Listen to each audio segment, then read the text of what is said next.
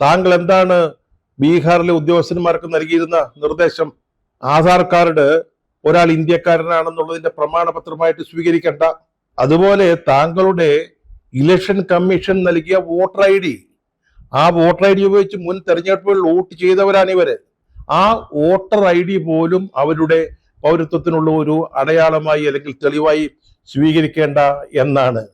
അങ്ങനെ 65 ലക്ഷം പേരെയാണ് വെട്ടിമാറ്റിയത് election commission.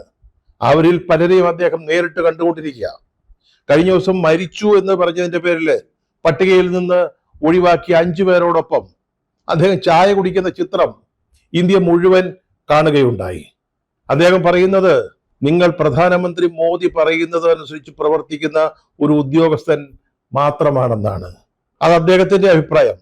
പക്ഷേ കഴിഞ്ഞ ദിവസം താങ്കളുടെ പത്രസമ്മേളനം കണ്ടുകൊണ്ടിരുന്നപ്പോൾ തോന്നിയത് ഇത് BJP വക്താവിന്റെ ഒരു പത്രസമ്മേളനമാണ് എന്നാണ്.